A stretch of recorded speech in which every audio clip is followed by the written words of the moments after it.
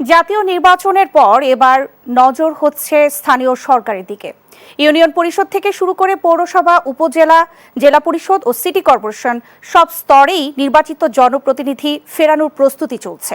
সরকারের পক্ষ থেকে চলতি অর্থবছরের মধ্যে স্থানীয় সরকার নির্বাচন শেষ করার কথা বলা হয়েছে এবং এর মধ্যেই নির্বাচন কমিশনও অক্টোবরের কথা বলছে। তবে প্রশ্ন হলো, প্রস্তুতি কি শুধু ঘোষণাতেই সীমাবদ্ধ নাকি মাঠ পর্যায়ে নির্বাচন আয়োজনের বাস্তব প্রস্তুতিও এগিয়েছে? কোন স্তরে নির্বাচন আগে হবে, কবে তফসিল, কিভাবে হবে প্রার্থী বাছাই, সব নিয়ে রয়েছে নানান আলোচনা। এই সকল প্রশ্নের উত্তর জানতেই দেশ টেলিভিশনের নিয়মিত আয়োজন দেশ সন্ধ্যা। সঙ্গে আছি আমি শারমিন ন্যান্সি। আমাদের আজকের আলোচনার বিষয় আমরা নির্ধারণ করেছি স্থানীয় সরকার নির্বাচনে কি প্রস্তুতি। আলোচনা এগিয়ে নিতে আমাদের সঙ্গে দুজন সম্মানিত অতিথি যুক্ত হয়ে থাকেন। আমার বাঁ পাশে আছেন মীর শরীফুজ্জামান শরীফ, সাবেক ছাত্রনেতা ও রাজনীতি বিশ্লেষক, এবং আপনাকে স্বাগত আজকে দেশ সন্ধ্যার আয়োজনে। আরেকজন মীর শরফত আলী সপু, উনি নিশ্চয়ই কিছুক্ষণের মধ্যে আমাদের সঙ্গে যুক্ত হবেন। শরীফুজ্জামান শরীফ, আপনাকে দিয়ে শুরু করতে চাই আজকের আলোচনা। আজকের প্রতিমন্ত্রীর বক্তব্য যে স্থানীয় সরকার নির্বাচন নিয়ে উনি বলেছেন যে সরকারের সবচেয়ে পরিষ্কার টাইমলাইন, আসলে আপনি কি বলবেন? যে বলেছেন যে এই অর্থ বছরেই আসলে স্থানীয় সরকারের নির্বাচন হবে, আপনি কি বলবেন এই বিষয়ে? ধন্যবাদ আপনাকে, ধন্যবাদ আমার সাথের আলোচক এবং দর্শক শ্রোতাদেরকে। প্রথমত, স্থানীয় সরকার নির্বাচনটা এটা আমাদের প্রান্তিক পর্যায়ে যে গণতান্ত্রিক কাঠামো গড়ে তোলার জন্য সব থেকে ইম্পর্টেন্ট, এবং সমাজে গণতন্ত্রায়নের জন্য এটি সব থেকে গুরুত্বপূর্ণ এই কারণে যে স্থানীয় সরকার এবং সরকারের নির্বাচনের সাথে প্রান্তিক মানুষের সরাসরি যে সংযোগটা ঘটে এবং প্রতিনিধির সাথে যে সংযোগটা ঘটে, যেটা আমাদের জাতীয় পর্যায়ের যে নির্বাচন, বিশেষ করে সংসদ নির্বাচনে সেটি হয়ে থাকে না। দেখা যায় যে সংসদ সদস্যদের সঙ্গে স্থানীয় জনগণের একটা দূরত্ব থাকে নানা কারণে। তারা যেহেতু ঢাকা শহরে অবস্থান করতে হয় কাজের জন্য দীর্ঘ সময়, কিন্তু ডে টু ডে মানুষের জীবনের যে কোনো সংকটের সঙ্গে এই স্থানীয় সরকারের প্রতিনিধিরা যুক্ত থাকেন। আপনি খেয়াল করবেন, আমরা আমাদের পলিটিশিয়ানদের অনেক ধরনের সমালোচনা করি, কিন্তু স্থানীয় সরকার নির্বাচনের পরে যারা নির্বাচিত হন তাদের অনেককে আমাদের সাথে যারা মাঝে মধ্যে কথা শুনি তাদের কাছ থেকে, সন্তানের শরীরে জ্বর কতটুকু উঠেছে এই খবরটাও স্থানীয় সরকারের কোনো জনপ্রতিনিধি গ্রহণ করে থাকেন। কার স্ত্রী অসুস্থ তাকে হাসপাতালে নিয়ে যাওয়া, কার বাবা অসুস্থ তাকে ডাক্তারের কাছে নিয়ে যাওয়া, এই ধরনের কাজগুলোর সঙ্গেও স্থানীয় সরকারের যে প্রতিনিধিরা তারা মানুষকে সহযোগিতা করেন, অর্থাৎ এদের মধ্যে একটা আত্মিক সম্পর্ক গড়ে ওঠে।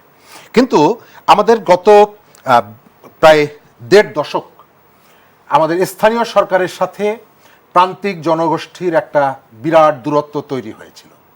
বিশেষ করে প্রতীকের মধ্য দিয়ে নির্বাচনী ব্যবস্থার প্রবর্তনের ভেতর থেকে যেটা হয়েছিল, মানুষ টাকা দিয়ে প্রতীক কিনে নিয়ে যেতেন এবং প্রশাসন তাকে কোনো না কোনোভাবে তাকে জিতিয়ে দিতেন, এবং নির্বাচনটা এমন অবস্থায় চলে গিয়েছিল, আমি অনেক দিন ধরে কখনো কখনো ঠাট্টা করে বলতাম যে ঘুমিয়ে থাকতো জনগণ, ভোট দিয়ে দিত প্রশাসন, সন্ধ্যাবেলায় তারাই বলতো সুষ্ঠু হলো নির্বাচন। অর্থাৎ আপনি একটা বিশেষ করে সরকারি দলের প্রভাবশালী হলে এবং সরকারি দলের প্রতীক যদি আপনি কিনতে পারতেন, তাহলে আপনার জাস্ট সময়টা পার করা, অনেকগুলো প্রসিডিউর মেনটেন করতে হয় নির্বাচনে, এবং ওই সময়টা পার করার পরে জাস্ট তাকে একটা ঘোষণা দেওয়া হবে তিনি নির্বাচিত হয়েছেন। কিন্তু সেই নির্বাচন, সেই ব্যবস্থার একটা গণ অভ্যুত্থানের ভিতর থেকে যে পরিবর্তনটা এসেছে, এই পরিবর্তনের অন্যতম অঙ্গীকারের জায়গাটা হচ্ছে আমাদের স্থানীয় সরকারকে আমরা জনবান্ধব করব, গণতন্ত্রায়ন করব এবং আমাদের গণতান্ত্রিক ট্রান্সফরমেশনে একটা ভূমিকা রাখবে।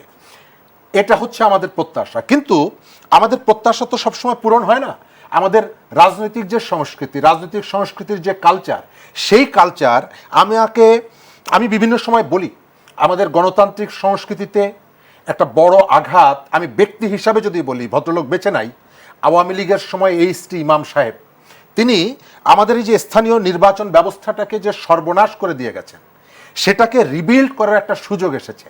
কিন্তু আজকে যারা ক্ষমতায় আছেন তারা সেই সুযোগটা দিবেন কিনা? আপনি বিভিন্ন জায়গায় বিএনপির এক শ্রেণীর নেতাকর্মীদের মধ্যে খুবই অসহনীয় অবস্থা আমরা দেখতে পাচ্ছি, অন্যদের উপরে, ভিন্ন মতের উপরে। আপনি দেখলেন যে কুষ্টিয়াতে একজন জনপ্রতিনিধি, একজন এমপিকে রাস্তায় ফেলে কিভাবে পেটানো হলো। একইভাবে সিরাজগঞ্জে সরকারি দলের এমপিকে আবার তার প্রতিপক্ষ, রাজনৈতিক প্রতিপক্ষ পেটালেন। অর্থাৎ এই যে প্রবণতাটা দেখা যাচ্ছে, স্থানীয় সরকার ঘিরে এটিকে যদি বিস্তৃত হয় এবং আমাদের আইন শৃঙ্খলা বাহিনী যে ধরনের সক্ষমতা দেখানোর কথা, কোথাও কোথাও সেই সক্ষমতা দেখাতে পারছে না, এবং এই সুযোগে এক শ্রেণীর মানুষ তারা আইন হাতে তুলে নিচ্ছে। গত দুদিন ধরে দেখছেন ধানমন্ডিতে আপনি কোন একটি জায়গায় আপনি আমাকে যেতে দিবেন না, আপনাকে ঘোষণা করতে হবে যে আপনি বিএনপি অফিসে যেতে পারবেন না, এখানে সরকারি নিষেধাজ্ঞা আছে। সেটি না করে আমি সেখানে যাওয়ার পর যদি আপনি মব করে আমাকে পেটান, তাহলে সেটি তো অন্যায়, কারণ আপনি আমাকে নোটিশ করেন নাই। ঠিক একইভাবে আমরা ধানমন্ডিতে দেখলাম কয়েকটা ছেলে, যাদেরকে আমরা ঢাকা শহরে বিভিন্ন জায়গায় মব ক্রিয়েট করতে দেখি, তাদেরকে দেখলাম লাঠি হাতে নিয়ে আইন হাতে তুলে নিয়েছে পুলিশের সামনে। আমরা আমি শেষ করে দিব, 12 ফেব্রুয়ারির নির্বাচনের ভেতর থেকে মানুষ, সামনে দুটো পথ ছিল, একটা হচ্ছে অন্ধকার ছিল, আর তুলনামূলকভাবে একটা ভালো পরিবেশ ছিল। মানুষ বাঁচার জন্য, পরিবর্তনের জন্য বিএনপিকে গ্রহণ করেছে, এবং মানুষের সেই যে কনসেপ্ট, মানুষের সেই যে তাদেরকে বেছে নেওয়া, এটাকে বিএনপি রেসপেক্ট করবে কিনা আগামী নির্বাচনে তা আবার প্রমাণিত। জি, শরীফুজ্জামান শরীফ, আপনাকে অসংখ্য ধন্যবাদ। দর্শক, ইতিমধ্যে আমাদের সঙ্গে আরেকজন অতিথি যুক্ত হয়েছেন, মীর শরফত আলী সপু। আপনাকে অসংখ্য ধন্যবাদ আমাদের সঙ্গে যুক্ত হবার জন্য। আমাদের আলোচনার বিষয়ে আমরা আজকে নির্ধারণ করেছি স্থানীয় সরকার নির্বাচনে কি প্রস্তুতি। আপনার কাছে প্রশ্ন হচ্ছে, সরকার চলতি অর্থ বছরের মধ্যে স্থানীয় সরকারের 5 স্তরের স্থানীয় সরকার নির্বাচন সম্পন্ন করতে চায়। এই লক্ষ্য বাস্তবায়নে সরকারের আসলে প্রস্তুতি এখন কোথায়? ধন্যবাদ আপনাকে। সুন্দর আজকের এই আমাদের নির্বাচন নিয়ে যে আমাকে ডাকা হয়েছে, সেই জন্য দেশ টিভির দর্শক এবং আমার এলাকা সহ সারা বাংলাদেশের সবাইকে জানাই অসংখ্য ধন্যবাদ। আসসালাম। দেখুন, নির্বাচন আমাদের শরীফ ভাই বলে গিয়েছে, আগের নির্বাচন ছিল আমি আর ডামি নির্বাচন, আর আমি আর মামু নির্বাচন, মামু আর আমি দুজনে মিলে নির্বাচন। সেটা গত 17 বৎসর এই যে শরীফ ভাইরা সহ আমরা সমস্ত দল মিলে 17টি বৎসর আমাদের দেশের নেতৃত্বে 3বার প্রধানমন্ত্রী বেগম খালেদার নেতৃত্বে আমরা আন্দোলন সংগ্রাম করেছি। এরপরে আমাদের ছাত্ররা যুক্ত হয়েছে, তারা যুক্ত হয়ে ফ্যাসিবাদের পতন হয়েছে। এরপরে একটি সুন্দর একটি নির্বাচন কমিশন হলো। সেই নির্বাচন কমিশনের মাধ্যমে একটি সুন্দর, তারা একটা জাতিকে একটা সুন্দর নির্বাচন তারা উপহার দিয়েছে, যেটা জাতি আশা করেছিল। এবং তার ধারাবাহিকতায় আমি বেশ মাস 1 থেকে 1.5 মাস আগে একজন নির্বাচন কমিশনার সাথে আমি এই ব্যাপারে কথা বলতেছিলাম। তারা বলতেছিল যে আমরা নির্বাচনটা করব, সরকার থেকে আমাদের বলা হয়েছে, কিন্তু নির্বাচনটা একটু আমরা চাই, একটা জাতীয় একটি নির্বাচন, এত সুন্দর একটা নির্বাচন সবাই আপনারা আমরা মিলে করা হলো। এবং আগামী নির্বাচনটা যেহেতু এবার আমাদের গভর্নমেন্ট থেকে ছিল যে মানে পরপরই কী বলে এটা, অক্টোবরের আগেই করার একটা ছিল। তারপর নির্বাচন কমিশন বলে যে এবার বন্যার ফ্লাডের সমস্যা আছে, সম্ভাবনা আছে, এবং বিভিন্ন দিক দিয়ে সমস্যাতে বৃষ্টি বাদল সব কিছু বিবেচনা করে অক্টোবর থেকে নভেম্বর ডিসেম্বরে, যে শরীফ সাহেব যেটা বললেন, যে এর মধ্যে নির্বাচন। এবং সেই জন্য আমি যতটুকু জানি, আমার জানা মতে নির্বাচন কমিশন তারাও এই ব্যাপারে খুব প্রস্তুত আছে। এবং সরকার থেকে অলরেডি আজকে আপনারা দেখেছেন আমাদের মাননীয় প্রতিমন্ত্রী মীর শাহ আলম সাহেব, উনি অলরেডি ঘোষণা দিয়েছেন যে নির্বাচন 3 স্তরে হবে। এবং সেই জন্য নির্বাচনের জন্য আমি একজন কি বলে, আমি রাজনীতি করার লোক, আমি মাঠে ময়দানের লোক। আমি দেখি গ্রাম আজকেও আমার এলাকায় আমাদের দেশনেত্রী বেগম খালেদা জিয়ার জন্মবার্ষিকী উপলক্ষে ছাত্রদের আয়োজিত একটি মিলাদ সভা ছিল, বৃক্ষরোপণ ছিল। সেখানে আমি দেখেছি মানুষের কি স্বতঃস্ফূর্ততা, সামনে আগামী নির্বাচন, সেই নির্বাচনকে ঘিরে এই নির্বাচনটা যাতে করে সুন্দর হয়, যেটা জাতিকে উপহার দিয়েছে আমাদের এই বর্তমান নির্বাচন কমিশন।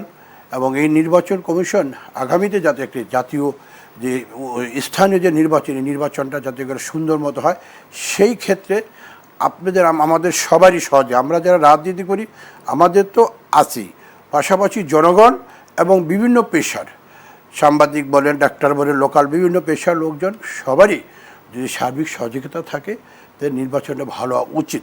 এই কারণে দেশটা আমাদের অনেক পিছিয়ে গিয়েছিল, তাই না? এখন দেশটাকে সামনের দিকে নিয়ে যেতে হবে। নিয়ে যেতে হলে সব ক্ষেত্রে আমাদের গণতন্ত্রকে প্রাতিষ্ঠানিক রূপ দিতে হবে। প্রাতিষ্ঠানিক রূপ দিতে হলে আমাদের সবারই সহনশীল হওয়া উচিত। আজকে আমরা অত্যন্ত দুঃখের বিষয় হলো, আমাদের খুব খারাপ লাগে, কারণ আন্দোলন সংগ্রাম করেছি, আমাদের অসংখ্য কেস মামলা ছিল, আমাদের নেত্রীকে তো মেরেই ফেলা হলো। আজকে আমাদের অনেক ভাইরা বলে যে আন্দোলন সংগ্রামে এটা করা হবে, রাজপথে দাবি আদায় করবে, আর এখন আবার রাজপথে কিসের? এখন তো দেশ গড়ার পালা। কিন্তু এই নির্বাচনকে ঘিরে তো অনেক আসলে অস্থিতিশীল পরিস্থিতিও সৃষ্টি হয়েছে, বিভিন্ন নেতাকর্মীকে গণপিটুনি দেওয়া হয়েছে, এই বিষয়ে কি মতামত আপনার? না, আপনি তো আমার গণপিটানি এরকম কোনো উল্লেখযোগ্য কোনো জায়গায় হয়েছে কিনা আমার ঠিক জানা নাই। তো আমি তো এরকম গণপিটানি এরকম হয়নি। হ্যাঁ, দু একটা বিচ্ছিন্ন ঘটনা স্বাভাবিক হতে পারে, সেটা আমি অস্বীকার যাব না, কিন্তু এরকম কোনো নির্বাচনকে ঘিরে যে এরকম একটা যে করা, সেই জিনিসটা ওরকম যে আতঙ্ক সৃষ্টি ওই জিনিসটা হয়নি। আমরা চাই দেশটাকে সামনের দিকে নিয়ে যায়। আজকে আমাদের অনেক সমস্যা, আজকে ফেসিবাদটা দেশের ভিতরে অনেক সমস্যা করে দিয়ে গেছে। দেশের বিদ্যুতের সমস্যা, গ্যাসের সমস্যা, তেলের সমস্যা, অনেক সমস্যা। এই সমস্ত জনগণের সমস্যাটি, এই জনগণের সমস্যাকে আমাদের মাননীয় প্রধানমন্ত্রী উনি নির্লজ্জভাবে 24 ঘন্টার মধ্যে 18-19 ঘন্টা পরিশ্রম করছেন দেশটাকে একটা সেফে নিয়ে আসার জন্য। আমরাও ওনার কর্মী হিসাবে আমরাও চাচ্ছি যে দেশটা একটা সামনের দিকে নিয়ে যাব। সেই লক্ষ্যে আমাদের নেতাকর্মীরা সবাই সহনশীল। আজকে আপনারা দেখেছেন এই যে উনি যে কথাটা বলেছে, এটা আমি লক্ষ্য করেছি যে 32 নম্বর সময় এখন আবার কিসের মব জিনিস, মব কালচারেরটাই ভালো না। এটাকে আমরা কখনো এটা মেনে নিতে পারি না। মব কারোর জন্য ভালো না। আইন যদি কেউ হাতে তুলে নেয়, এটা কারোর জন্য ভালো না। আইন তার নিজস্ব গতিতে চলবে, আইনের ধারা আছে, সেই ধারা মতো কেউ যদি অন্যায় করে তাকে অবশ্যই আইনের ধারা মতো পানিশমেন্ট পেতে হবে। কিন্তু আমরা যদি সেটাকে হাতে তুলে নিই, এটা কারোর জন্য ভালো হবে না। যে সরকারি, হ্যাঁ, সরকারের সমালোচনা অবশ্যই করবে, সত্য যেটা সেটা বলবে, কারণ আমরা তো সমালোচনা করতে আমাদের অভ্যাস হয়ে গেছে। সমালোচনা আমরা সহ্য করতে পারি না, কিন্তু হওয়া উচিত সমালোচনা আমাদের হচ্ছে ভালো জিনিসটা ভালো বলা উচিত, আর যেটা সমালোচনা সেটা আমাদের বলা উচিত। তাহলে দেশটা একটা সুন্দর পথে যাবে, দেশটা সামনের দিকে নিয়ে যাবে। আজকে সারা বিশ্ব আজকে দেখেন আমাদের দেশকে সহযোগিতা করার জন্য বিভিন্নভাবে তারা কাজকর্ম চালিয়ে যাচ্ছে। আমরা যদি তাদের সাড়া দেই, আমাদের মাননীয় প্রধানমন্ত্রী সেদিন বলতেছিল যে সৌদি আরবের বিনিয়োগকারীরা আসছেন, আমি তাদেরকে বলেছি তুমি শুধু আমাদের এটা করো, তোমাদের যত রকম সহযোগিতা লাগে সব কিছু আমি তোমাদেরকে করব, তোমরা আসো। মানে গভর্নমেন্ট এই বিনিয়োগ ব্যাপারে খুবই সহযোগিতা, এই বর্তমান তারেক রহমানের সরকার তারা সহযোগিতা হাত বাড়িয়ে দিয়েছে। সেই ক্ষেত্রে আমাদের বহির্বিশ্বে আমাদেরকে বাংলাদেশটাকে সামনের দিকে নিয়ে যেতে হলে আমাদের সবারই সহযোগিতা দরকার। জি, এই মুহূর্তে আমি একটি বিরতি নিচ্ছি। দর্শক, দেশ সন্ধ্যায় নিচ্ছে একটি ছোট্ট বিরতি, ফিরছি বিরতির পর। আবারও আমন্ত্রণ জানাচ্ছি দেশ সন্ধ্যার আয়োজনে। আমি আবারও আলোচনায় ফিরে যেতে চাই শরীফুজ্জামান শরীফ আপনার কাছে। আসলে বর্তমান অর্থ বছরে 5 স্তরের নির্বাচন এবং বর্তমান অর্থনৈতিক বাস্তবতায় প্রায় 6,000 কোটি টাকা খরচ করে এতগুলো নির্বাচন আয়োজন কতটা যৌক্তিক মনে করছেন আপনি? ধন্যবাদ। তার আগের যে প্রশ্নটা করেছিলেন, আমাদের এখানে স্থানীয় নির্বাচনের ক্ষেত্রে আবহাওয়া একটা ফ্যাক্টর। তবে আমরা অতীতের অভিজ্ঞতায় আমরা দেখেছি যে শীতের সময় নির্বাচনটা কিন্তু আমাদের শুধুমাত্র রিপ্রেজেন্টেটিভ সিলেকশন না। আমরা গ্রামের ছেলে, আমার অভিজ্ঞতাগুলো এবং কখনো কখনো স্মৃতিকে খুব নাড়া দেয়। একটা পোস্টারের জন্য আমরা হন্যে হয়ে পেছনে পেছনে ঘুরতাম। একটা সময় ছিল, একটা পোস্টার পাওয়ার পর এত আনন্দ। স্থানীয় সরকার নির্বাচনটা ছিল আমাদের একটা সংস্কৃতির অংশ। আমরা দেখতাম অমুক বাড়িতে নির্বাচন হচ্ছে, তার বাড়ির ভাইয়ের মেয়ে কোথায় বিয়ে হয়েছে, সে বাপের বাড়ি চলে আসতো চাচা নির্বাচন করার জন্য। দল বেঁধে নারীরা গ্রামে গ্রামে ঘুরতেন। সেই যে উৎসবটাকে আমরা নষ্ট করে ফেলেছিলাম। আমরা চাই এই নির্বাচন যিনিই পরাজিত, জয়ী বিজয়ী হন না কেন, এই নির্বাচনটা সেই উৎসবটা ফেরত আসুক। যদিও আমাদের রাজনৈতিক বিভাজন এবং রাজনীতিকে যেভাবে আমরা টাকার কাছে একেবারে সঁপে দিয়েছি, তাতে সেই ধরনের উৎসব মুখরতা আসবে কিনা জানি না।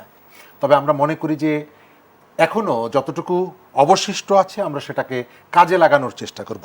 আপনি বাজেটের কথা বলেছেন, কতগুলো জায়গা আছে এসেনশিয়াল, আপনাকে সেটি করতেই হবে। আপনি যতই আপনার আর্থিক সংকট থাকুক, আপনি বলতে পারবেন না যে ঢাকা মেডিকেল কলেজ আমি বন্ধ করে রাখবো। আমার যেহেতু আর্থিক সংকট, আমি ঢাকা মেডিকেল কলেজ চালাইতে পারবো না, আপনার সেখানে সাপোর্টটা দিতে হবে। আমাদের এই যে বিদ্যুৎ সেক্টরে যে ধরনের একটা সংকটের মুখে আমরা আছি, সরকার বলতে পারে যে আমি ব্যাংক থেকে লোন নিচ্ছি, আমার ডলারের দাম বেড়েছে ইত্যাদি ইত্যাদির কারণে তোমরা 5 দিন একটু অন্ধকারে থাকো, নিশ্চয়ই সেটি বলবে না।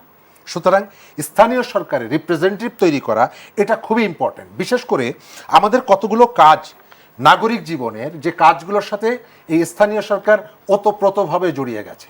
আপনি এই যে আমাদের ন্যাশনাল আইডি কার্ড, আমাদের জন্ম নিবন্ধন, এগুলোর সঙ্গে যেহেতু স্থানীয় সরকার যুক্ত হয়ে আছে, সেই কারণে খুবই গুরুত্বপূর্ণ এই প্রতিষ্ঠানটাকে ফাংশনাল করা।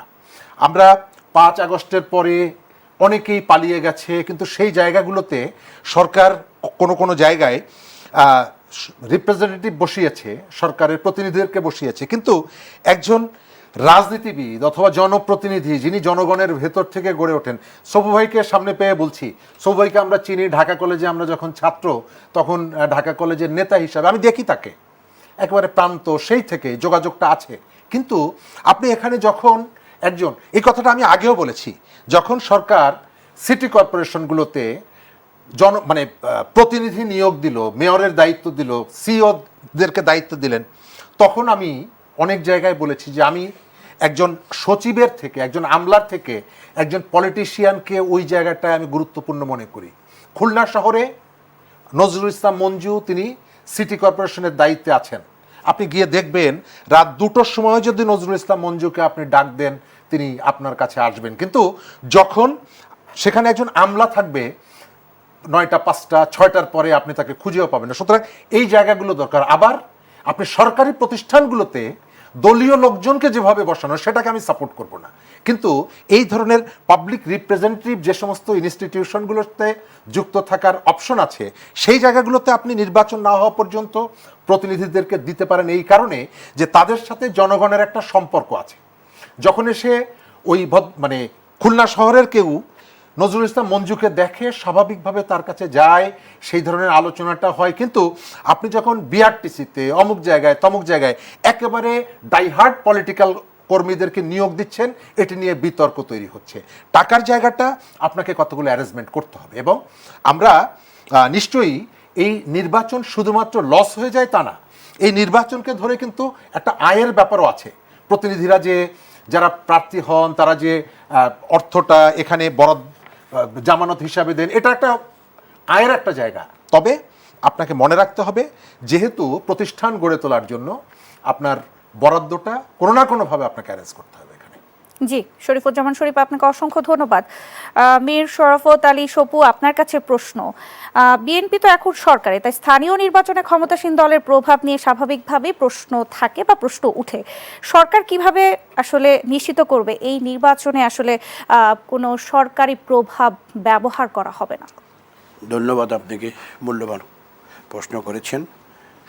দেখুন, সরকার, আমি আপনাকে শতভাগ বলতে পারি, স্থানীয় সরকার নির্বাচনে সরকার এখানে কোনো হস্তক্ষেপ করবে না, হস্তক্ষেপ করার কোনো সুযোগও নেই।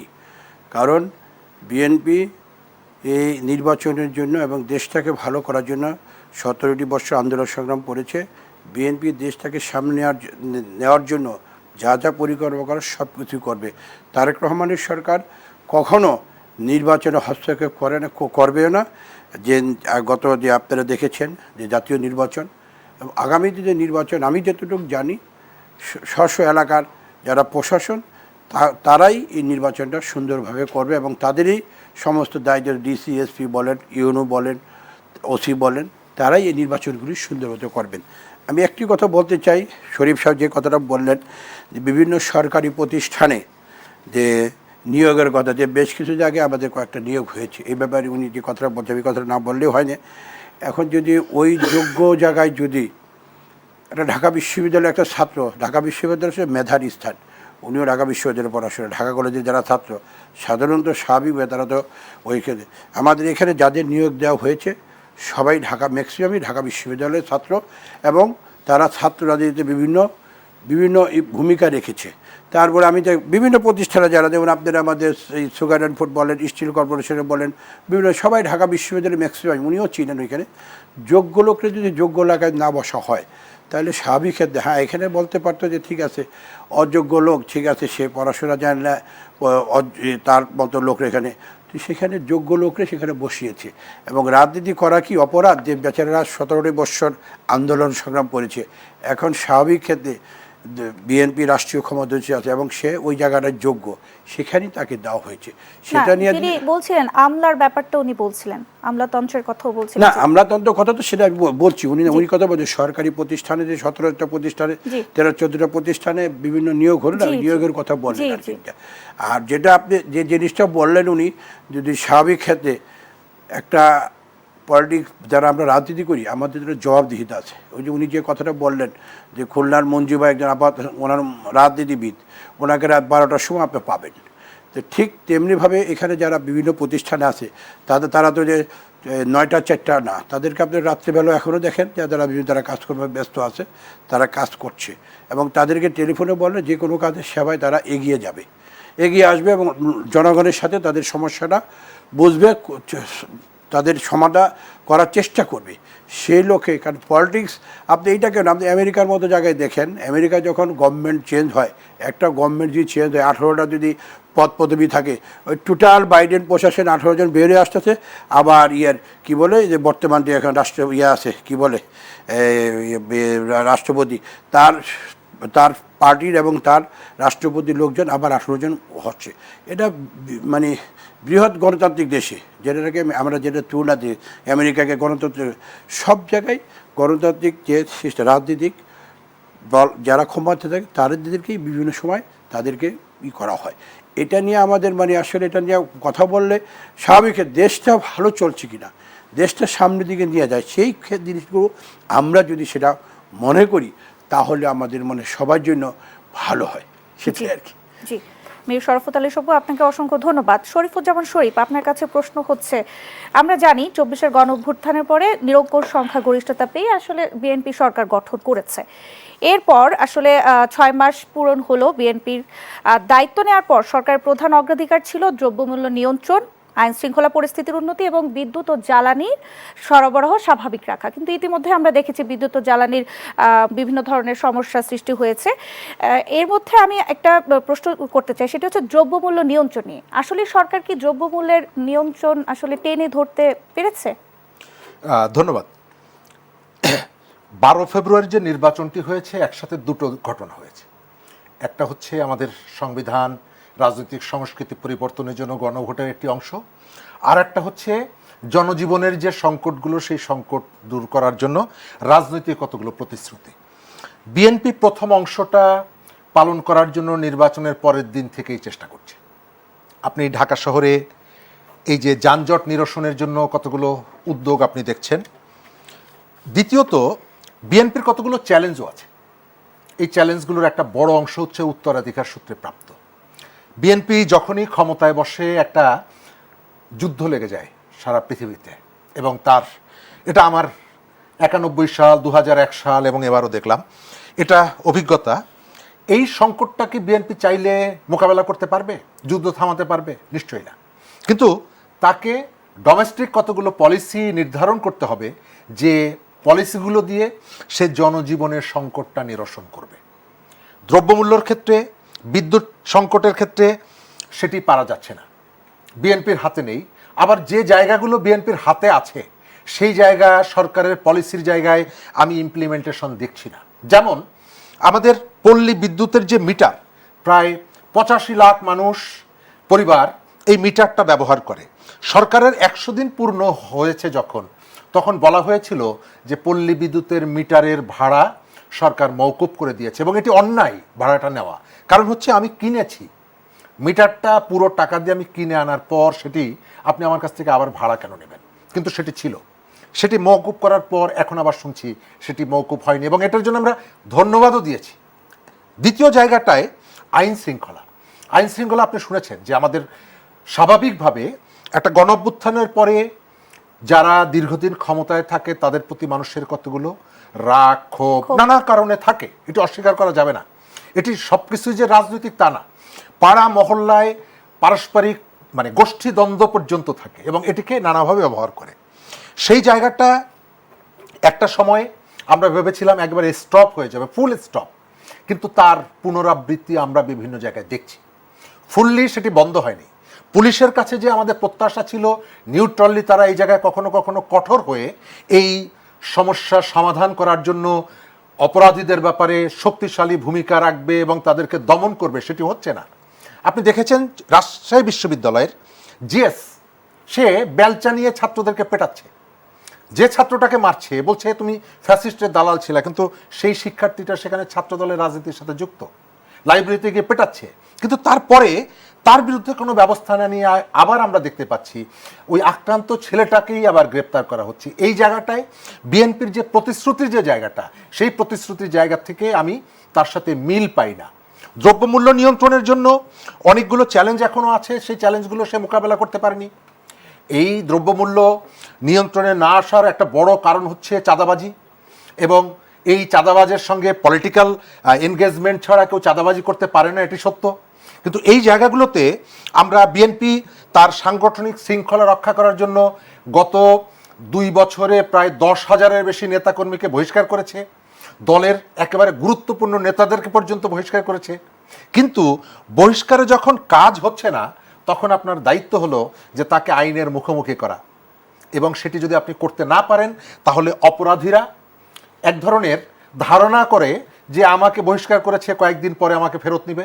তবে আমাদের রাজনৈতিক সংস্কৃতিতে কতগুলো ইতিবাচক পরিবর্তনের বার্তা দিচ্ছেন আমাদের প্রধানমন্ত্রী, এবং এই বার্তাগুলো বিএনপির পুরো যে তাদের নেতা কর্মীদের সবাই এটিকে ধারণ করছে না। তিনি যা করতে চাইছেন বা বলতে চাইছেন, আমি দেখতে পাচ্ছি বিএনপির নেতাদের একটা বড় অংশ তার সাথে তার ভয়েসটাকে যুক্ত করতে পারছেন না, অ্যাকশনগুলোকে যুক্ত করতে পারছেন না। গতকালকে দেখলাম তিনি জানি কোথায় একটা অনুষ্ঠানে যাচ্ছেন কিশোরগঞ্জে, শিক্ষার্থীরা দাঁড়িয়ে আছে, তিনি নেমে সেলফি তুললেন। এটি তার নিরাপত্তার জন্য খুবই ঝুঁকিপূর্ণ। তারপরেও কিন্তু বিএনপির এক শ্রেণীর নেতাকর্মী এই বিষয়টাকে ওন করছে যে তাদের দলের প্রধান যে মানুষের সাথে মেশার যেটা চেষ্টা করছে, এবং এই যে আচরণগুলো, এটি হলো আচরণগত পরিবর্তন। আমি অ্যাপ্রিসিয়েট করছি এখানে দাঁড়িয়ে, আপনি অ্যাপ্রিসিয়েট করছেন যে দেখেন প্রধানমন্ত্রী শিশুদেরকে কোলে তুলে নিচ্ছেন, নারীদেরকে ডেকে মাথায় হাত বুলিয়ে তার পাশে দাঁড়ানোর ঘোষণা দিচ্ছেন, কিন্তু তার কর্মীটা যদি একটা দোকান থেকে একটা সিগারেট কিনে 10 টাকা পরিশোধ না করে এবং তার ক্ষমতা দেখানোর চেষ্টা করে যে আমি বিএনপি করি, আমি সরকারি দল করি, সুতরাং আমি তোমাকে টাকা দিব না, প্রধানমন্ত্রীর যত ভালো আচরণই এখানে করুক না কেন, তার রিফ্লেকশন তার পলিটিক্সে ওই জায়গায় যাবে না। সুতরাং এই জায়গাগুলোতে সরকারকে কঠোর হওয়া, এবং কতগুলো জায়গা আছে দ্রব্যমূল্য এটা নিয়ন্ত্রণের জন্য কঠোর হওয়া। কিছু মানুষকে আপনি পাবেন যাদের পেটে ক্ষুধা আছে কিন্তু বলতে পারছে না, এই মানুষরা চিৎকার যেহেতু করছে না, সুতরাং মানুষ সুখে আছে, স্বস্তিতে আছে, এই ধারণা নিয়ে সরকার যদি অপেক্ষা করে যে অন্তত এই সেক্টরটার কোনো সমস্যা নেই, এটি ঠিক হবে না। দ্রব্যমূল্য নিয়ে মানুষের মধ্যে উৎকণ্ঠা আছে, উদ্বেগ আছে, এবং এক ধরনের কষ্টও আছে। জি, শরীফুজ্জামান শরীফ, আপনাকে অসংখ্য ধন্যবাদ। এই মুহূর্তে আমি একটি বিরতি নিচ্ছি। দর্শক, দেশ সন্ধ্যায় নিচ্ছি আরও একটি বিরতি, ফিরছি বিরতির পর। আবারও আমন্ত্রণ দেশ সন্ধ্যার আয়োজনে। আমি আবার আলোচনায় ফিরে যেতে চাই মীর শরাফত আলী সপু, আপনার কাছে। বাজার সরবরাহ স্বাভাবিক রাখতে সরকার তো বিভিন্ন রকমের আসলে উদ্যোগ নিচ্ছে, কিন্তু উৎপাদন এবং সরবরাহ ঠিক থাকার পরও কেন দাম কমছে না? সেক্ষেত্রে আসলে সরকারের আমরা যেটা দেখেছি, পজিটিভ দিকগুলো দেখেছি, আমাদের মাননীয় প্রধানমন্ত্রী তারেক রহমান বিভিন্ন ধরনের আসলে পদক্ষেপ নিয়েছেন। তার পেছনে যে নেতারা আছেন তারা কি আসলে তার নির্দেশনার মতোই কাজ করছেন বা ওনাকে ওন করছেন? আপনার মতামত কি? দেখুন, আসলে সরবরাহ যেটা বললেন আপনি, এখন সারা বাংলাদেশে কম বেশি সব জায়গায় ফ্লাড, বন্যা আছে, এবং বৃষ্টি আজকেও সারাদিন ব্যাপী বৃষ্টি, এবং আমি কিছুক্ষণ আগে মিডিয়ার খবর দেখতেছিলাম যে 3 নম্বর সতর্কবাণী দেওয়া আছে নদী বন্দরগুলোকে। সেই লক্ষ্যে সরবরাহ যেটা আছে, আর আমি অস্বীকার করব না যে এই ভাই যেটা বলছে যে চাঁদাবাজি এটা এখন এমন একটা পর্যায়ে চলে গিয়েছে, হয়তোবা আমাদের দল বিএনপি সরকার আজকে রাষ্ট্রীয় ক্ষমতায়, এক শ্রেণীর লোক তারা এটাকে পুঁজি করে তাদের যে ব্যবসা চাঁদাবাজি সেটা কম বেশ তারা চালিয়ে যাচ্ছে, আমি অস্বীকার করব না। কিন্তু আমাদের লক্ষ্য রাখতে হবে যে সরকারের যে নীতিমালা এবং সরকারের যে উদ্দেশ্য, সেই জিনিসটা ঠিক আছে কিনা। আমাদের প্রধানমন্ত্রী, মাননীয় প্রধানমন্ত্রী, বাণিজ্য মন্ত্রী থেকে শুরু করে অলরেডি কিছুদিন আগে আজকে আপনারা দেখবেন যে 180 দিনের যে যে লক্ষ্যমাত্রা সেটা নিয়ে আজকে আমাদের উপদেষ্টা মণ্ডলী তারা আজকে প্রধানমন্ত্রী কার্যালয়ে মিটিং করেছেন। আমাদের রিজভী সাহেব, আমাদের নজরুল ইসলাম খান, ইসমাইল জহুরুল্লাহ সহ, আমাদের তথ্যমন্ত্রী জহিরুদ্দিন খান স্বপন সহ সবাই আজকে এবং সেখানে তারা অলরেডি কিছু কথা বলেছে এবং সেই লক্ষ্যে আমাদের সরকার বসে নেই। সরকারের কার্যকলাপ সরকার আপ্রাণ চেষ্টা চালিয়ে যাচ্ছে। আমি তো আপনাকে কয়েকটা কথা বললাম। গত 5ই আগস্ট আমাদের কেআইবিতে মিটিংয়ে ছিল, মাননীয় প্রধানমন্ত্রী খোলামেলাভাবে আমাদের নেতা কর্মীদের এবং সেখানে সবাই ছিল, সবার উদ্দেশ্যে বলেছেন যে দেখুন আপনারা নেতাকর্মীরা যেখানে আছেন, আমাদের সরকার, আমি বিভিন্ন গ্যাসের প্রবলেম, আমি মালয়েশিয়ার প্রধানমন্ত্রীর সাথে কথা বলছি, মায়ানমারের সাথে কথা বলেছি, গ্যাসের সমস্যা সমাধান হয়ে যাবে, তেলের ব্যাপারে কথা বলেছি, যেখানে যেখানে কথা বলার সব জায়গায় কথা বলে এবং বিনিয়োগ আসার জন্য যেটা করার সব কিছু চালিয়ে যাচ্ছে। হ্যাঁ, একটু ধৈর্য, কারণ আপনারা 17টি বৎসর আপনার কি বলে ফেসিবাদরা টাকা বাংলাদেশটাকে লুটপাট, পৃথিবীর ইতিহাসে কি কোনো জায়গায় আছে যে ব্যাংক থেকে টাকা লুটপাট হয়ে যায়? এটা একমাত্র দেশ বাংলাদেশ, সেখানে নাকি লক্ষ লক্ষ কোটি টাকা আপনার লুটপাট হয়ে চলে গিয়েছে।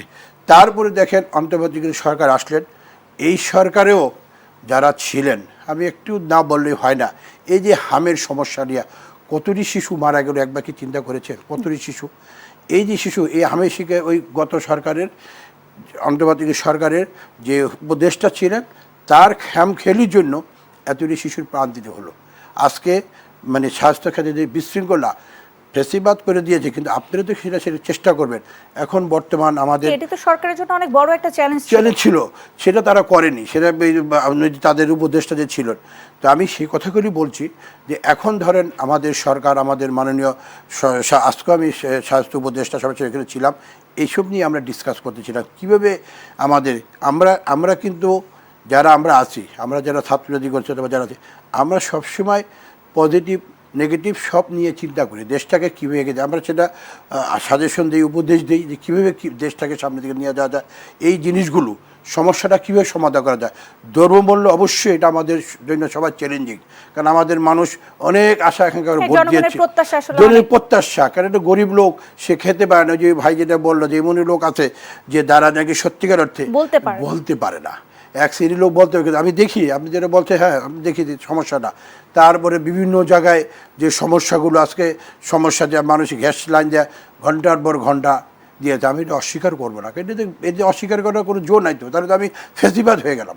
কারণ অস্বীকার করার কোনো জোর নাই, কারণ অবশ্যই মানুষের কষ্টটা আমাকে বুঝতে হবে। আমি পলিটিক্স করি, আমি রাজনীতি করি জনগণের জন্য, জনগণের দুঃখ কষ্ট দিয়ে তো আমার রাজনীতিরা সৃষ্টি, এবং জনগণের পাশে থাকবো, এটাই আমার হওয়া উচিত। সেই লক্ষ্যে আমাদের সরকার বসে নেই।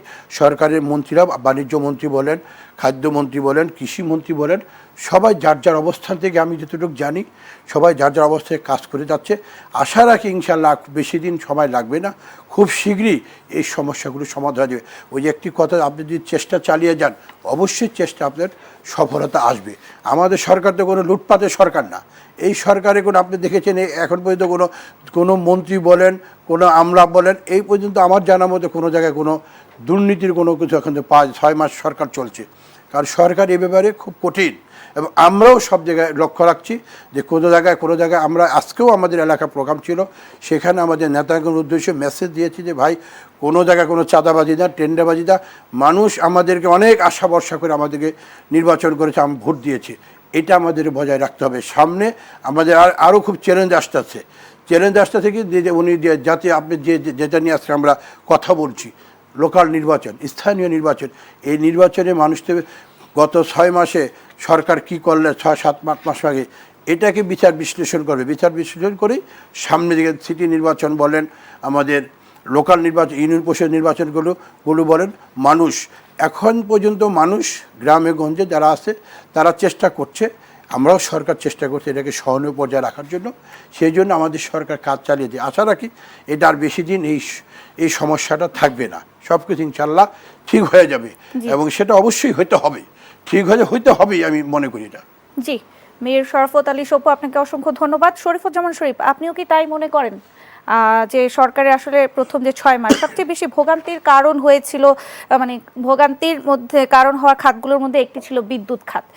বিশেষ করে গ্রাম অঞ্চলে আসলে লোডশেডিংটা একটু বেশি দেখা যায় অস্বাভাবিকভাবে, এবং অস্বাভাবিক বিদ্যুৎ বিলও কিন্তু মানুষ দেখেছে, অভিযোগও উঠেছে। এটিকে আপনি আসলে কিভাবে দেখছেন? ধন্যবাদ। সবু ভাই যেটি বলেছেন আমরাও এটিকে কনসিডার করি। সরকার নতুন, তার অভিজ্ঞতা, তার সেট সময় লাগবে। আবার এটাও বলবো সরকার নতুন, সেই কারণে আমরা সমালোচনাটা অনেক জায়গাগুলোতে ছাড় দিয়ে করছি, সমালোচনা করছি না। আপনি কতগুলো জায়গায় আপনাকে ফুলফিল করতে হবে মানুষের প্রত্যাশা। আমাদের এখানে দ্রব্যমূল্যর যেটা আমরা বলছি, সার 1350 টাকা সরকার নির্ধারিত সার, এটি বিক্রি হচ্ছে 1800 টাকায়, এবং এর ফলে আপনার উৎপাদন খরচটা বাড়বে। সরকার এই যে পথে পথে চাঁদাবাজি যে জায়গাটা, সরকার চাইলে পারে না, আমার কাছে এটি মনে হয় না। দৃঢ় যদি হয়, এবং কতগুলো জায়গা আছে যে জায়গাগুলো আপনি একটা সময় পর্যন্ত আপনার অতীতের সরকারের উপরে দায় চাপাতে পারবেন, কিন্তু মানুষ একটা সময় এসে সেটি মানবে না। আজকে সকালবেলায় যে নারীটি ঘুম থেকে উঠে রান্না শেষ করে বাচ্চাদের জন্য খাবার রেখে অফিসে আসার সময় গিয়ে দেখলো যে চুলায় গ্যাস নাই, আপনি তাকে যাই বলেন না কেন, ফ্যাসিবাদ যত প্রবলভাবে তাকে বুঝান না কেন, তার মনোজগতে সেটি স্পর্শ করবে না। সে বলবে আপনি আমাকে গ্যাস দিতে পারছেন না। এটা রিয়েলিটি, এবং এর ভিতর থেকে তার উপর যে প্রভাবটা পড়বে এটা আপনার রাজনীতিতে পড়বে। একটা রাজনৈতিক সরকার অবশ্যই তাকে রাজনৈতিকভাবেই সব কিছু মোকাবেলা করতে হবে। আমরা চাইব সরকার এই জায়গাগুলোতে যে সমস্ত চ্যালেঞ্জ সরকারের সামনে আছে, ঘরের ভেতর থেকে সেই চ্যালেঞ্জগুলো মোকাবেলা শুরুটা করুক। যে ঘটনাগুলো সরকারকে বিব্রত করে এবং যার সাথে ঘরের মানুষ যুক্ত, আগে সেই জায়গাগুলোকে ছিদ্র বন্ধ করতে হবে। মানুষের ফান্ডামেন্টাল যে রাইটসগুলো আছে ওগুলোতেই আসলে এখন দেখা যাচ্ছে সমস্যার সৃষ্টি হয়েছে। বিদ্যুৎ, গ্যাস, অবশ্যই আপনি দ্রব্যমূল্য, যাই বলেন না কেন, আমি শেষ করছি ওই কথাটাই যে আপনি অতীতের সরকারের উপরে দায় একটা সময় পর্যন্ত চাপাবেন, তারপরে মানুষ কিন্তু এটি বিশ্বাস করবে না। আর শেষ কথাটা হলো, মানুষের সংকট কেবলমাত্র ওই যেটা বললাম যে রাস্তার মোড়ে মোড়ে ট্রাক সেলের পেছনে যারা দাঁড়িয়ে আছে তাদের কথা ভাবলেই হবে না। শহরে গ্রামে বহু মানুষ আছে যার পেটে ক্ষুধা, কিন্তু হাত পাততে পারছে না, ট্রাকের পেছনে দাঁড়াতে পারছে না। সেই কারণে দ্রব্যমূল্য নিয়ন্ত্রণে আমাদের এখানে সবথেকে কার্যকর পদ্ধতিটা হচ্ছে রেশনিং সিস্টেম। একসময় আমাদের পূর্বপুরুষের সময় ছিল, আপনাকে সেই জায়গাটা ফেরত যেতে হবে বাজার নিয়ন্ত্রণের জন্য। জি, মীর শরাফত আলী সপু, আপনার কাছে আমার সেই প্রশ্ন হচ্ছে যে আইন শৃঙ্খলার আসলে বড় একটা চাপ আমরা দেখেছি এই সরকার আসার পরেই। আপনি কি বলবেন, এটি আসলে মোকাবেলা করার জন্য সরকার কি ধরনের আসলে পদক্ষেপ নিয়েছে বা নিচ্ছে? ধন্যবাদ। আসলে আইন শৃঙ্খলা পরিস্থিতি কিছুদিন আগে একটু খারাপই ছিল, কিন্তু এখন আমি মনে করি যে এখন মোটামুটি পুলিশ প্রশাসন বলেন, আইন শৃঙ্খলা বাহিনী মোটামুটি তারা আপ্রাণ চেষ্টা চালিয়ে যাচ্ছে এটাকে একটি পরিস্থিতি নিয়ে আসার জন্য। বেশ কিছুদিন আগে কয়েকটা ঘটনা ঘটিয়েছে, যে সিলেটে আপনার ওই গৃহকর্মী করা হয়েছে, তাকে মারা হয়েছে, মারধর নিহত হয়েছে সিলেটে। তারপরে যেমন এর আগে আরও কয়েকটি ঘটনা ঘটলো। তো এই সব ঘটনাগুলো এটি আসলে কি বিচ্ছিন্ন। আর আমাদের ফেসিবাদ যারা ছিলেন তারা অলরেডি ওপার থেকে তারা অনেক চেষ্টা করছে দেশে একটা বিশৃঙ্খলা সৃষ্টি করার জন্য। ইতিমধ্যে আপনারা বিভিন্ন সামাজিক যোগাযোগ মাধ্যমে পত্রপত্রিকা দেখবেন, ফেসিবাদের নেত্রী শেখ হাসিনা আন্ডারওয়ার্ল্ড থেকে শুরু করে বিভিন্ন পুলিশের তাদের রিটায়ার্ড অফিসার থেকে শুরু করে তাদের সাথে যোগাযোগ করে বিভিন্ন জায়গায় তারা আইন শৃঙ্খলা বিঘ্ন করে দেশে একটা বিশৃঙ্খলা সৃষ্টি করার জন্য তারা আপ্রাণ চেষ্টা চালায়। কিন্তু আমাদের এটাও খেয়াল রাখতে, আমাদের দেশের গোয়েন্দা সংস্থা থেকে শুরু করে পুলিশ তারাও আপ্রাণ চেষ্টা করছে দেশটাকে সামনে। গত 15ই আগস্ট আপনারা হয়তো বা আমাদের কোনো থ্রেট ছিল না, কিন্তু এই সরকারের যে আইন শৃঙ্খলা বাহিনী তারা সবাই সতর্ক ছিল, আমরাও পাশাপাশি সতর্ক ছিলাম। বিদায় 15ই আগস্টে বড় রকমের কোনো রকম কিছু হয়নি, এবং সেটা সুন্দর মধ্যে 15ই আগস্ট আমাদের নেত্রীরও জনবার্ষিকী ছিল। সাধারণত আমরা সেটা দোয়া মাহফিলের মধ্যে যা সারা দেশব্যাপী শেষ হয়েছে। হ্যাঁ, এখন আমাদের সামনে যে চ্যালেঞ্জগুলো আসছে, তাদের দ্রব্যমূল্যটা এটা অবশ্যই আমাদের সহনীয় পর্যায়ে নিয়ে আসতে হবে। গ্যাস দিতে হবে, বিদ্যুৎ দিতে হবে। আমাদের গ্রাম দেশে কারো যে শরীফ সাহেব যে কথাটা বললেন, আমি প্রতিনিয়তই 2 দিন 1 দিন পরে আমি গ্রামের বাড়ি আজকেও আমি গিয়েছিলাম। এখানে যে অবস্থা দেখেছি বিদ্যুতের, আসলেই গ্রামগঞ্জে বিদ্যুতের অবস্থা খুবই খারাপ। ঢাকা শহরে অথবা আমরা মোটামুটি এটাকে কাভার দেয়, কিন্তু ঢাকা গ্রাম দেশে খুবই অবস্থাটা বেশ খারাপ, লোডশেডিংটা বেশি হয়। সেটাকে আমাদেরকে লক্ষ্য রাখতে হবে। আমি তো আপনাদেরকে পূর্বেই বলেছি যে আমরা সত্যই বলবো, কখনো লোকচুরি করবো না, অথবা সেটাকে শাক দিয়ে মাছ ডাকার গল্প করবো না। যেটা সত্য সেটাকে বলতে হবে। মানুষ একটু বিদ্যুৎ নিয়ে আসলে একটু সমস্যার ভিতরে আছে। সেই সমস্যার আমাদের মাননীয় প্রধানমন্ত্রী অলরেডি সেটা ঘোষণা দিয়েছে, এটা থাকবে না, খুব শীঘ্রই এটা মানে খুবই সহনীয় পর্যায়ে চলে আসবে। এবং আমরা মনে করি দেশটা আমাদের সবার, আমরা সবাই মিলে, সমস্ত দল মিলে, বিরোধী দল, তারপরে আমাদের সবাই, সাংবাদিক, আপনাদের পেশা, সবাই মিলে দেশটাকে সামনের দিকে নিয়ে যাওয়ার জন্য সেই পরিকল্পনা করে দেশটা যদি ভালো থাকে, আমাদের নেক্সট আমাদের যে প্রজন্ম তারাও ভালো থাকবে, তারাও ভালো চলবে। এটাই আমার কামনা। জি, মীর শরাফত আলী সপু, আপনাকে অসংখ্য ধন্যবাদ। শরীফুজ্জামান শরীফ, আপনার কাছে প্রশ্ন হচ্ছে যে প্রধানমন্ত্রীর রাজনৈতিক উপদেষ্টা রুহুল কবির রিজভী দাবি করেছেন নির্বাচনের আগে বিএনপি যে অঙ্গীকার করেছিল সেগুলো বাস্তবায়নের কাজ এগিয়ে চলছে, আপনার মতামত কি? আমি কতগুলো জায়গায় তার বাস্তবায়ন দেখতে পাচ্ছি। জি, কতগুলো জায়গায়, বিশেষ করে আপনি ধরেন যে সেফটি নেট রিলেটেড যে অ্যাক্টিভিটিগুলো, কৃষি কার্ড, তারপরে ফ্যামিলি কার্ড, এই জায়গাগুলো কিন্তু সুশাসনের পরিবর্তন, সুশাসনের যে ক্ষেত্রে যে অঙ্গীকারগুলো, তার কতগুলো জায়গায় আমি ব্যত্যয় দেখতে পাচ্ছি। এবং কতগুলো জায়গায় আপনি আমার সাথে একমত হবেন যে গত নির্বাচনে কেবলমাত্র বিএনপির কর্মীরা, বিএনপির ভোটাররা বিএনপিকে ভোট দেয়নি। বাংলাদেশের একটা বিরাট সংখ্যক সাধারণ মানুষ যে কখনোই বিএনপিকে ভোট দেয়নি, সেও আবার বিএনপিকে ভোট দিয়েছে। কারণ হলো এখানে কতগুলো ধর্ম ভিত্তিক রাজনৈতিক দল যে ধরনের একটা উন্মাদনা তৈরি করেছিল, নারী সে অফিসে যেতে পারবে কিনা এটি তার জন্য একটা বিরাট প্রশ্নের বিষয় ছিল। ঘোষণা দিয়ে বলা হয়েছিল 5 ঘন্টার বেশি কোনো নারী অফিসে যেতে পারবে না। এই জায়গা থেকে বেরিয়ে একটা নিরাপদ দেশের জন্য মানুষ বিএনপিকে বেছে নিয়েছে। কোথাও কোথাও দেখছি তার ব্যত্যয় ঘটছে, কোথাও দেখছি তার যে প্রত্যাশা সেটি ফুলফিল হচ্ছে না। আমি যেটি বললাম আর কি, যে এই কতগুলো কর্মসূচি যেগুলো আপনার কোনো প্রয়োজন ছিল না, আপনি কতগুলো জায়গায় কেন আপনি এই দায়টা নেবেন? ওই যে রাজশাহী বিশ্ববিদ্যালয়ের কথা বললাম, যে সেখানকার যে মব সৃষ্টি করছে যারা, তারা আপনার দলের কেউ না।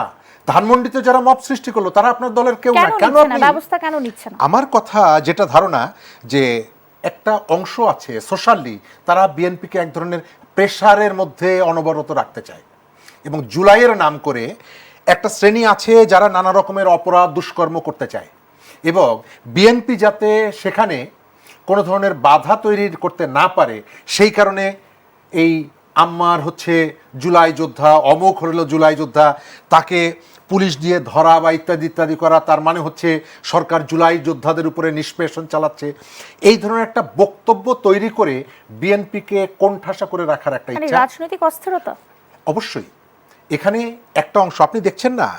বিএনপির ত্রুটিগুলো আমি অনেকগুলো বললাম, কিন্তু তার মানে এই না যে বিএনপি এমন জায়গায় গেছে যে তাকে কালকে সাগরে ভাসিয়ে দিতে হবে। কিন্তু আপনি তো ঘোষণা শুনছেন যে বিএনপিকে শাহবাগে বেঁধে পেটাবো, কিন্তু সেই জায়গাটাকে কি বিএনপি শাসন ব্যবস্থা ওই পর্যন্ত গেছে 6 মাসের মধ্যে?